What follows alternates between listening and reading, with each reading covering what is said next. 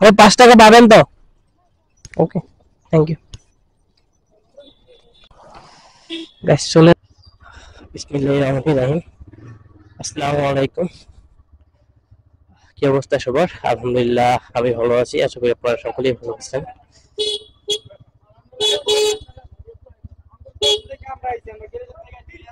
চাচা,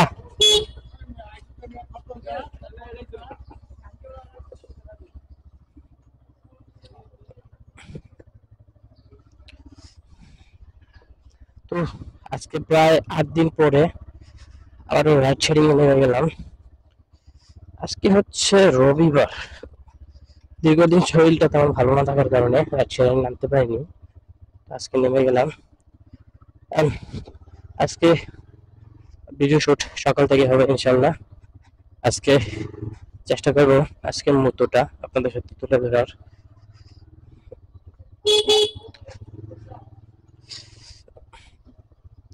অনেকে বলতে পারেন যে আমি এই ভাঙা রাস্তা দিয়ে কোথায় যাচ্ছি।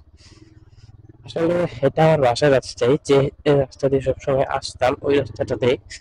রাস্তাটাতে এখন এই দেখেন আন্ডারগ্রাউন্ড যে ম্যানহোলটা থাকে, ম্যানহোলের কাজ চলতেছে, যার কারণে রাস্তাটার এই বেহাদশা।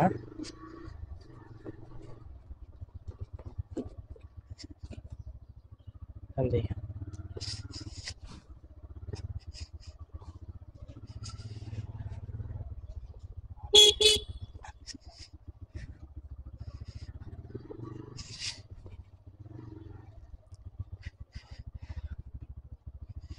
অনেকের প্রশ্ন থাকতে পারে যে এখন ঢাকাতে শীত কেমন, বা ঢাকাতে কি পুরোপুরি শীতের আবির্ভাব আসছে কিনা। তাদের জন্য বলছি, সকালে ঘুম থেকে উঠতে আপনার অবশ্যই কষ্ট হবে এই শীতের মধ্যে। এখন গ্রাম হোক সেটা ঢাকা হোক, তো যখন ঘরে থাকবেন চার দেওয়ালের ভিতরে, তখন আপনার কাছে শীতটা একটু বেশি মনে হবে। কিন্তু কাজে বের হলে তখন শীতটা একটু কম লাগবে। আর সবথেকে বড় বিষয় হচ্ছে বাইক রাইডের সময় আপনার রাইডে থাকলে অবশ্যই বাইক দিয়ে তুলনামূলকভাবে শীতটা অন্যান্য যানবাহন থেকে একটু বেশি ফিল করবেন। কেননা বাইকে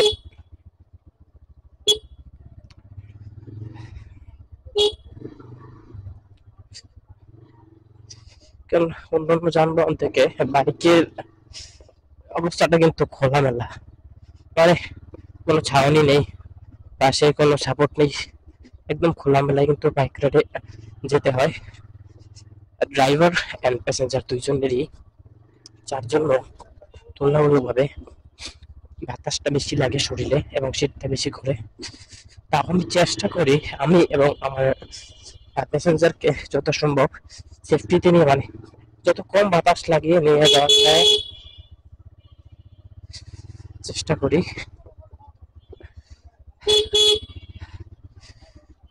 তো চলে আসলাম দেখতে দেখতে বনশ্রীতে। এটা হচ্ছে রামপুরা বনশ্রী এবং এই মুহূর্তে আমি আছি সি ব্লগে।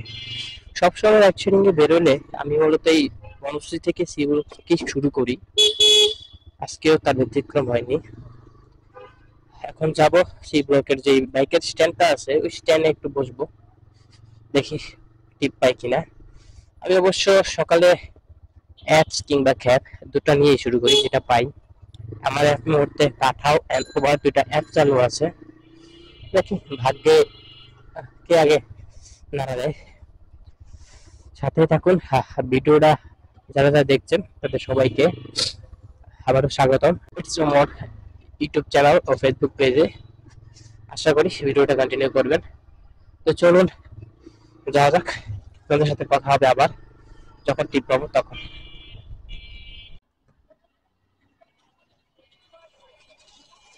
হ্যালো, আসসালামু আলাইকুম। আপনি লোকেশনে থাকেন, আমি আসতেছি।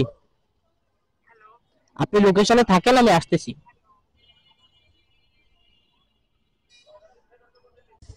তো গাইস, আলহামদুলিল্লাহ পেয়ে গেলাম আজকের প্রথম টিপ।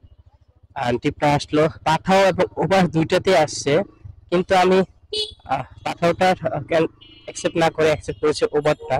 কারণ পাঠাতে একটা ওভার সকাল সকাল পাঠাতে একটা টিপ নিলেই পাঠাওকে হিউজ পরিমাণ পেমেন্ট দিতে হয় তাদেরকে উল্টা। যার জন্য এই মুহূর্তে ওভারের রিকোয়েস্টটা নিলাম। ওভারের রিকোয়েস্টটা নেওয়া হয়েছে, ওভারের যাত্রী হচ্ছে একজন আপু। তো ওনাকে এই মুহূর্তে সি ব্লগের 3 নম্বর রোড থেকে রিসিভ করতে যাচ্ছি, মানে পিক আপ করতে যাচ্ছি। তো চলেন আগে ওনাকে পিক আপ করে আসি।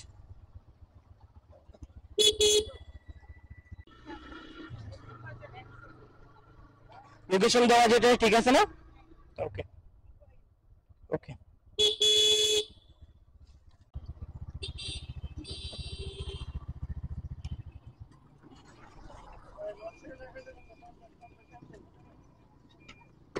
এক মিনিট।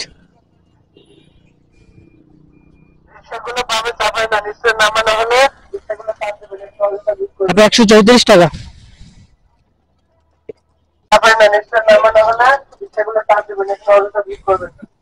ওকে আপু, আরে 5 টাকা পাবেন তো? ওকে, থ্যাংক ইউ। গাইস চলে এলাম ইউআইইউ প্রাইভেট ইউনিভার্সিটিতে। এটা একটা প্রাইভেট ইউনিভার্সিটি। তো যে যাত্রীটা নিয়ে আসলাম বনশ্রী থেকে, যাত্রীটা ভাড়া আসলো 134 টাকা, এবং 140 টাকাতে চলে গেছে। একজন আমি অবশ্য ডাক দিয়েছিলাম, বললো যে রাখবে না। তো যাক, আজকে আমাদের প্রথম ট্রিপ কমপ্লিট। এখন এখানে ট্রিপ পাওয়া যাবে না বেবি এখন, কেননা বাচ্চাদের সবাই এখন আসতেছে, বাচ্চাদের থেকে কেউ যাবে না। আমি একটু বসুন্ধরার ভিতরে ঢুকবো। চলেন যাওয়া যাক, বসুন্ধরার ভিতরে গিয়ে আপনাদের সাথে আবার কথা হবে। গাইস, প্রায় 1 ঘন্টা পরে বসুন্ধরা সিটিতে বসে থাকার 1 ঘন্টা পরে গিয়ে একটা ট্রিপ পেলাম। যাবে হচ্ছে আপনার মিরপুর আগুরা, আর রাষ্ট্রবাদ পিক আপ লোকেশন সামনেই।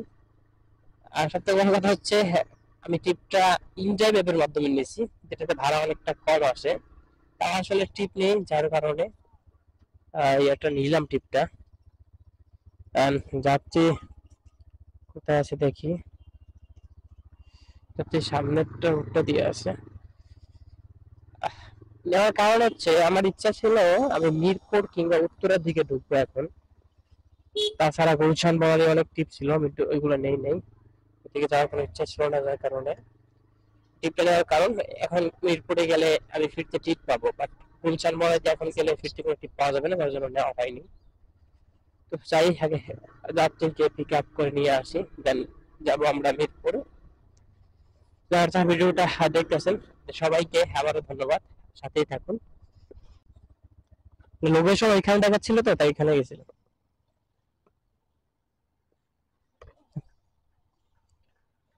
এদিকে আবার নেটওয়ার্ক কানেকশনটা স্লো, তার জন্য হয়নি।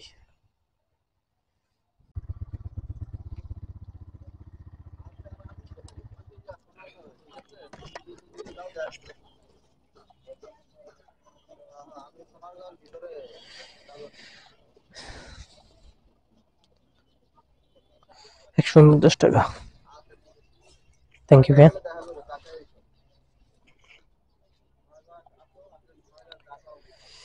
দেখতে দেখতে দ্বিতীয় ট্রিপ কমপ্লিট। 150 টাকা ছিল, যেটা 150 টাকা দিয়ে গেল। এখন আছি মিরপুর। তো চলেন একটা জায়গায় গিয়ে দাঁড়াই, তারপর আবার নতুন একটা ট্রিপ নিয়ে আপনাদের সাথে কথা হবে।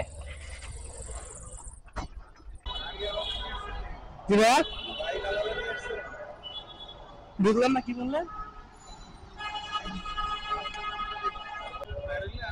যাবো আমরা নিকুঞ্জ।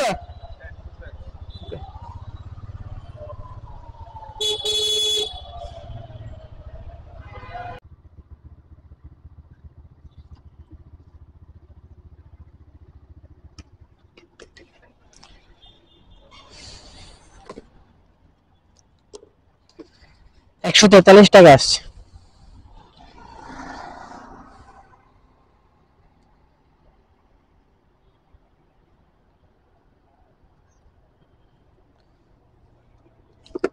থ্যাংক ইউ ভাইয়া।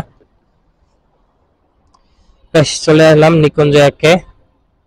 এখন আমি একটু নিকুঞ্জ 2 এর দিকে গিয়ে দাঁড়াবো, কারণ এখান থেকে টিপ পাওয়া যাবে না।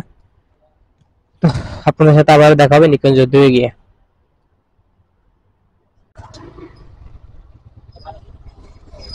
এই যে এটা।